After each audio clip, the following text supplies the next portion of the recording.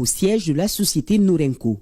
Le temps est clément, le soleil brille avec majesté sur les drapeaux chinois et maliens flottant dans l'air. Un invité de marque est attendu par le PDG et son personnel.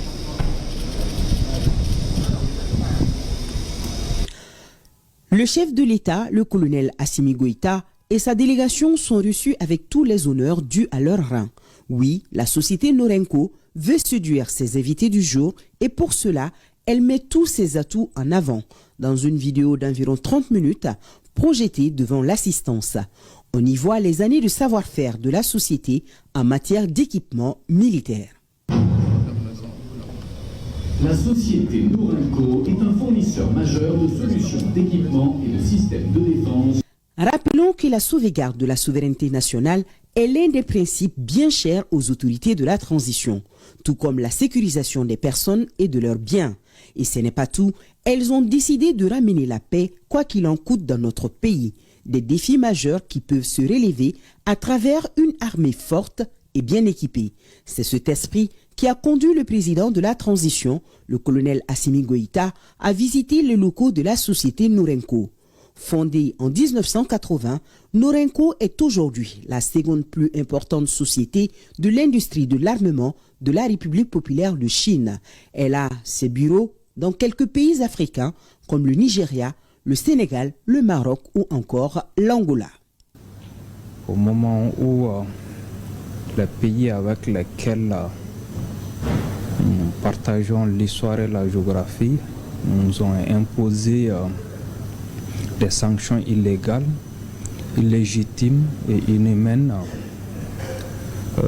la société Norenco nous a livré des équipements que cet acte, nous ne l'oublierons pas. Notre pays est aujourd'hui sur plusieurs fronts. La guerre menée contre les forces du mal en constitue une des priorités. La montée en puissance de l'armée nationale suit une trajectoire bien définie où il est impératif de bien fournir les hommes sur le théâtre des opérations en armement de dernière génération. Le chef suprême des armées, très attentif, découvre les matériels exposés en son attention.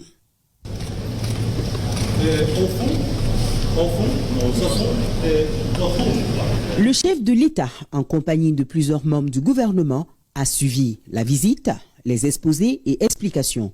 Le ministre de la Défense et des anciens combattants, le colonel Sadio Camara, présent lors de la dite visite, a été visiblement très réceptif aux propos. Nous avons pu apprécier la technologie chinoise dans le domaine de l'armement, qui est une technologie qui est adaptée aux réalités et aux conditions d'exploitation du matériel.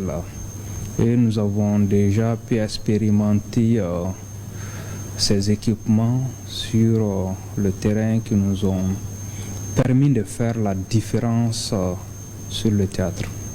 Les questions de sécurité et de défense nationale sont pour l'heure primordiales pour les autorités de la transition. Convaincus de l'expérience Norenco, un mémorandum d'attente a été signé entre les deux parties. Aujourd'hui, nous avons conclu au nom de la République du Mali un contrat d'équipement majeur incluant la formation, l'entraînement et surtout le transfert de technologies dans certains domaines clés de la défense.